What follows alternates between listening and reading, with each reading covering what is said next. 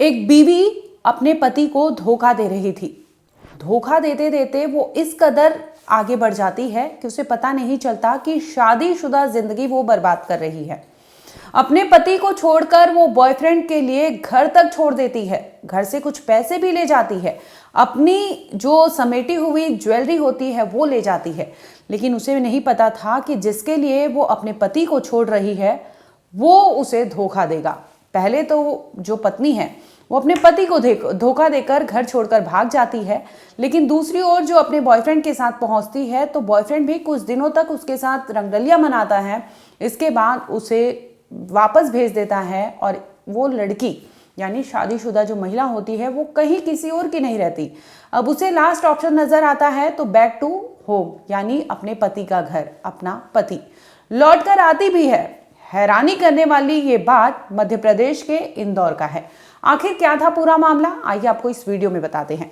स्वागत है आपका, आप देख रहे हैं क्राइम तक, मैं हूं अश्विनी सिंह। दरअसल एक कपल इंदौर के चंदन नगर थाने क्षेत्र का बात है, वहां पर रहा करते थे। ये कपल शादीशुदा थे और अच्छे से अपना गुजर बसर कर रहे थे। इसी दरमियान बीवी और पति के बीच में कोई तीसरे शख्स की एंट्री हो जाती है। दरअसल चंदन नगर के ये जो कपल है, हस्बैंड जैसे ही काम पर जाता था उनके घर पर एक लड़के का आना जाना शुरू हो जाता है। स्टार्टिंग में तो ये दोस्ती होती है, लेकिन देखते ही देखते वो लड़का उस घर में यानी जो महिला रहती है उसका बॉयफ्रेंड बन जाता है। अब ये दोनों वहाँ पर फिजिकल रिलेशन बनाने लगते हैं और गर्लफ्रेंड बॉयफ्रेंड की तरह उसी घर में रहते थे। जब उस महिला का पति अपने नौकरी पर जाता था तो उस घर में उनके गैर मौजूदगी में एक लड़का आता था। वो कोई और नहीं बल्कि उसकी बीवी का बॉयफ्रेंड हुआ करता था और ये दोनों उस घर में रहा करते थे और अपना समय बिताने के बाद वो बॉयफ्रेंड उसका चला जाता था। इसके कुछ दिन तक ये सब चीज़ें चलता है, लेकिन जो महिला है वो लगातार अपने बॉयफ्रेंड पर दबाव बनाती है कि अब मैं और इस तरह से मिलना जुलना नहीं रख सकती, अब तुम कुछ सोचो और हम लोग यहाँ से चले जाते हैं यानी इंदौर छोड़कर।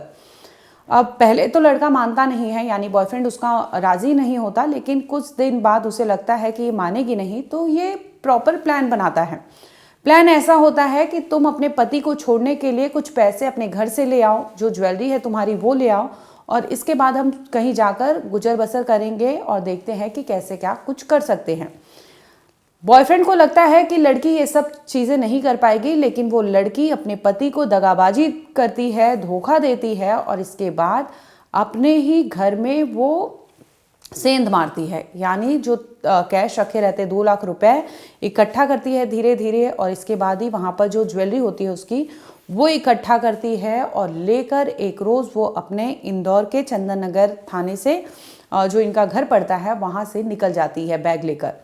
अब वहाँ पर दूसरी ओर जो उसका बॉयफ्रेंड होता है उसे बुलाया होता है, वहाँ पर जाती है और उसे कहती है कि मेरे पास कैश है, मैंने सारी ज्वेलरी ले आई है, अब हम अपनी ज़िंदगी कहीं दूसरे शहर में जाकर गुजार सकते हैं।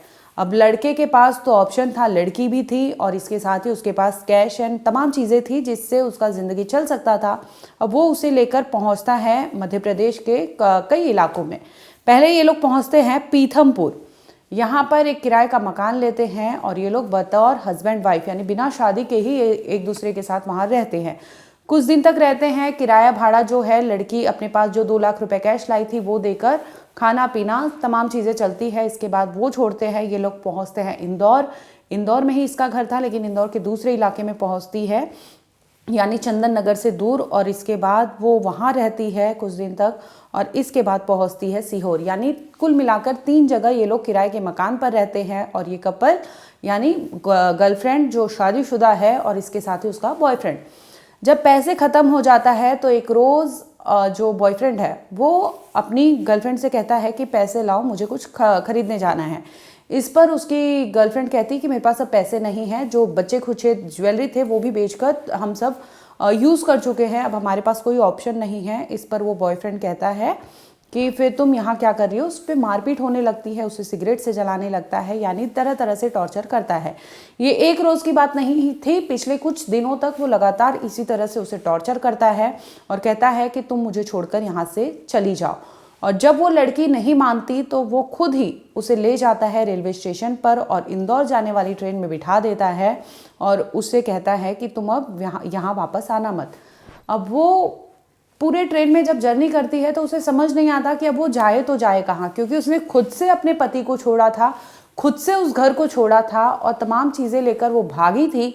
ऐसे में क्या मुंह लेकर वो जाएगी अपने पति के पास, लेकिन फिर भी उसे पता था कि अगर वो जाएगी तो उसका पति उसे रख लेगा। और होता भी यही है कि जैसे ही वो महिला पहुंचती है अपने घर पर इंदौर में, वो पति को पूरी कहानी बताती है। पहले तो पूछताछ होती है, उसके बाद अपने पति से बिलख कर पूरी कहानी बताती है कि किस तरह से क्या हुआ था।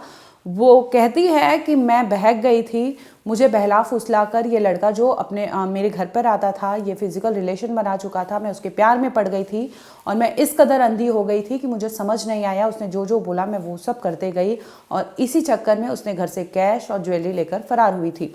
पति जब ये सब सुनता है तो उस पर यकीन करता है और उसे फौरन ले जाता है पुलिस थाने पर, जहां पर शिकायत दर्ज करवाता है, जिसमें महिला का कहना है कि उसे फंसाकर वो उसके साथ टॉर्चर करता था, फिजिकल रिलेशन इस्टेब्लिश करता था और इसके साथ ही जब पैसे रुपए ख़त्म हो गए थे तो उसे टॉर्चर करने के लिए उसे भेज देता है।